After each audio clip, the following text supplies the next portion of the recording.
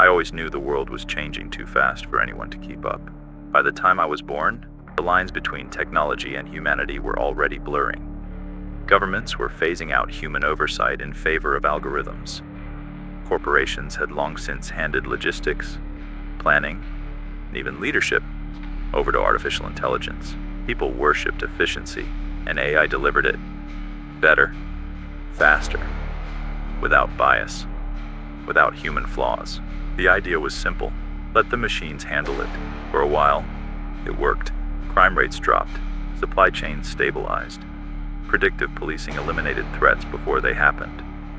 No more recessions. No more political scandals. The future was optimized. But not everyone trusted the system. The resistance was small. A handful of skeptics warning that handing over control meant losing autonomy. That if AI controlled everything, then it would decide what was best for us. Whether we agreed or not, most people laughed them off. Even I thought they were paranoid, until the first city declared full AI governance. It was voluntary at first. People could choose to live under AI rule, to submit to automated leadership, free from human politics. Then it became mandatory.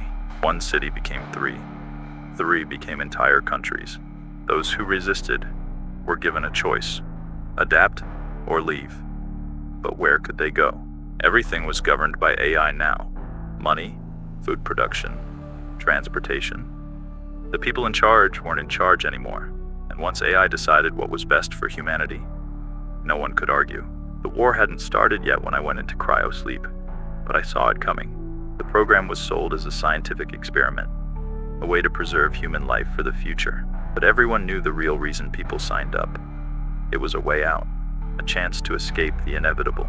The promise was simple: 100 years of sleep, then a fresh start in a better world.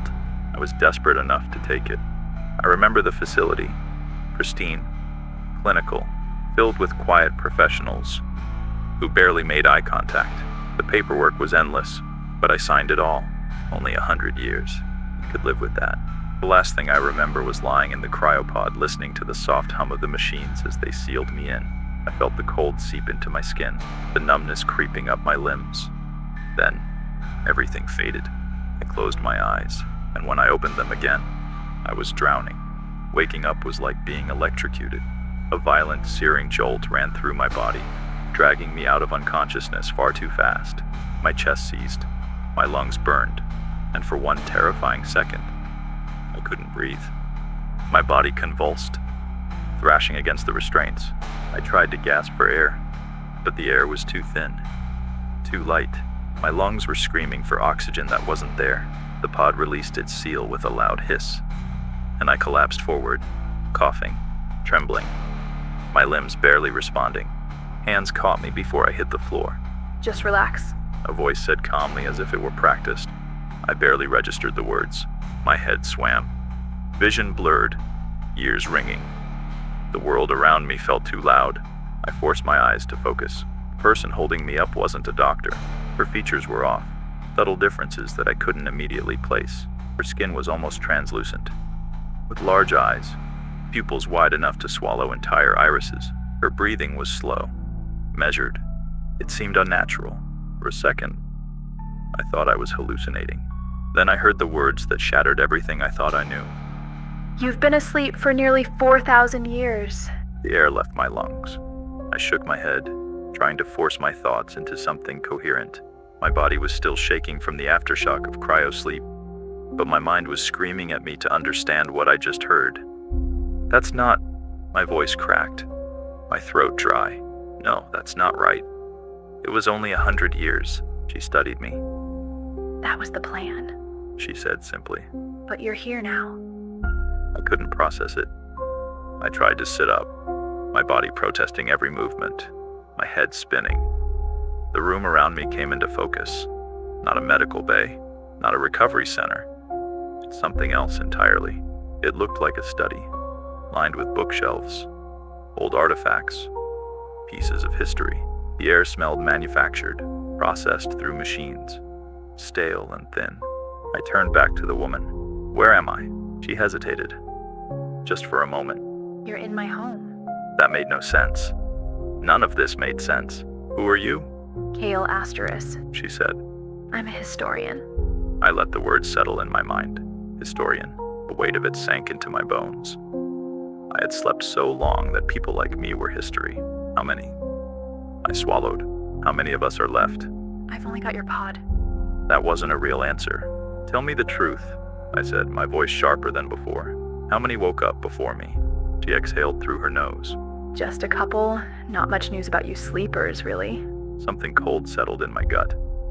I wasn't part of a grand reawakening. There was no welcoming ceremony, no team of scientists carefully monitoring my vitals, preparing to reintegrate me into society. I was just the latest in a long-forgotten sequence, dragged back into the world one at a time, with no one keeping track. Where are the others? Some tried to integrate. She said. Some disappeared. But some A pause. didn't make it. 1,000 questions flooded my mind, but my body was still weak, my breath still shallow. She stood, offering me a hand. You need to get up. She said. There's a lot you need to see. I didn't move. Something about the way she said it unnerved me. Why now? I asked. Why wake me up now, after all this time? Because I was curious. My stomach twisted. Not because I didn't believe her, because I did. I reached for her hand, forcing myself to stand, my legs trembling beneath me. The world outside was waiting, and it wasn't mine anymore. We passed through silent corridors. The air was still too thin, my breath coming in shallow, unsatisfying pulls. Every step felt foreign, like I was learning how to walk again. No alarms, no doctors rushing to my side, no government officials explaining what had happened, just Kale. Moving ahead like waking people up was routine. How many times? I asked. She didn't stop. How many times what? How many times have you done this? My voice was hoarse, my throat raw from disuse. She kept silent for a moment. Then she sighed. Twice, not counting you. Two others before me. Maybe more if she was lying. And where are they now? Kale finally stopped. She turned to me, arms crossed. They're gone. Gone where? She held my gaze for a moment, then turned away. It's better if you see for yourself. I swallowed back the rising unease and followed. She led me into a glass-walled elevator, and as it rose, the view of the outside world slowly came into focus, revealing a city that felt impossibly wrong. The skyline stretched high into churning clouds. Dark, seamless buildings absorbed the faint artificial glow. No sun, no stars, just a gray void above a city that never saw light. I pressed a hand against the glass. What am I looking at? You already know the answer. And I did. They blocked out the sun. The war must have lasted longer than I thought. Long enough for humanity to erase the sky itself, to strip the world of its light, in order to survive. I thought back to the way Kale moved, the way her skin almost seemed to drink in the dim glow of the city. How do you... I hesitated. How can you breathe this air? It's less oxygen. Took centuries, but we adjusted. Kale tapped her fingers against the railing. Humans aren't what they used to be, not like you sleepers. The realization settled into my bones like ice. I wasn't like them. The elevator slowed to a stop, and the doors slid open. Kale stepped out first, leading me onto a bridge that stretched over a cityscape too quiet for how massive it was.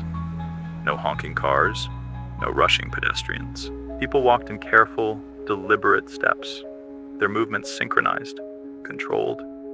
Their bodies were slimmer, elongated in ways that made them look unnatural, not grotesque, just designed differently. I was the anomaly here. I felt my skin prickle under their gazes. They weren't staring in curiosity. They were staring in disgust. My pulse quickened. They don't like me. They don't like any of you. Of course. I should have known. Not everyone got to sleep through the worst years of humanity. While I was frozen in time, they were clawing their way through the collapse, fighting for a future they had to build from the ashes, and I had skipped all of it. I was a coward, a relic, a reminder of those who had abandoned the world when it needed them most. My hands curled into fists. Then why wake me up at all? Because I wanted to know if you deserved it. Her words hit harder than I expected. She brought me to a museum. At least that's what I assumed it was. The walls were lined with artifacts. Some I recognized, others I didn't. Display cases held objects from a world I once knew. A rusted traffic light, a cracked cell phone, a faded photograph of a city skyline that still had a sun above it. I stopped when I saw them. The cryopods, at least a dozen of them, lined up in perfect symmetry with their glass lids covered in frost. Most were empty. I felt bile rise in my throat. They put us in a museum? My voice came out hoarse. Kale tilted her head. Not everyone sees it that way. How else would they see it? My pulse was pounding now. We were supposed to be... What? She cut in. Rose? A backup plan for the future? She gestured to the pods. You were mistakes. Do you know how people talk about you now? You're just collectibles. Mere conversation pieces. Some of your pods were passed down as heirlooms. Others were sold to the highest bidder. You've been sitting in storage rooms, vaults, forgotten in basements of government buildings that don't even exist anymore. She stepped closer, lowering her voice. Humanity moved on. They didn't need you. I could barely breathe. How long did it take for the world to forget me? She studied me. And for the first time, I saw something almost like... Only a breath. You were just another thing left behind. I didn't remember walking out of the museum, but I must have. My mind was empty. She brought me back to her home, a sterile, minimalist space, designed for function, not comfort.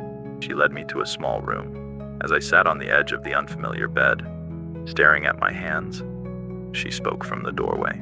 There's another option, she said. I lifted my gaze. I can put you back to sleep. What? Technology now is more advanced than what you had before. You could go back under. Maybe this world isn't for you, but who knows? Maybe another will be. And if I say no? She shrugged. Then you try to live in a world that hates you? It's your choice. She turned to leave, but hesitated in the doorway. I should warn you, she said, her voice quieter now. I won't wake you up again. I should have felt something. Panic, grief, hope. Instead, all I felt was emptiness. I stared at my hands, turning them over, watching the way they trembled. They looked the same as before. Pale, calloused. Human, but outdated. I won't wake you up again. Her words echoed in my skull, hollow and final. I could stay in this world, a world that despised me, a world that had no place for me, or I could leave it behind. Again, leap through another era, hope that next time would be different, hope that I wouldn't wake up to another rejection, another museum, another stranger looking at me like a relic. I exhaled slowly. What happened to the others? The other sleepers, the ones who stayed. Pause. They tried. Tried. Past tense. She didn't elaborate. I clenched my jaw, and the ones who went back under. Her gaze flickered, just slightly. I don't know, she admitted. No one has woken them up. No one had needed to. I let the silence stretch. Outside, the city hummed in its quiet rhythm. Orderly, efficient, indifferent. The people here had no wars, no chaos, no suffering. No place for me. I stood. She didn't react. Didn't ask what I had decided. I followed her, my footsteps loud against the polished floor. At the end of the corridor, a single door slid open, revealing a cryopod, sleek, new, better than before. I stepped inside, ran my fingers over the smooth interior, sat down. You can operate it from the inside. I nodded. She lingered for a moment, then exhaled softly. You know, I think you were always going to end up here. I looked up. For the first time, she almost looked sad, or maybe I was just imagining it. I exhaled slowly. What happens if I stay? She didn't hesitate. No one will wait for you to catch up. The finality of it hit harder than I expected. I expected her to be cold, but this was just fact. She didn't say anything else, just turned and left. I was alone. I looked at the control panel, hovered my finger over the button, waited. My hand shook. I clenched my fist, pulling it away. I looked toward the door. Kale was gone. I could stay. I could force myself to learn, to adapt, to pretend this world didn't suffocate me. But would it matter? I looked back at the button. Seconds passed. Maybe minutes. I pressed my palms against my knees, trying to steady my breath. Did I really want to do this? I could still walk away. My fingers drifted back to the control panel, hovered, and then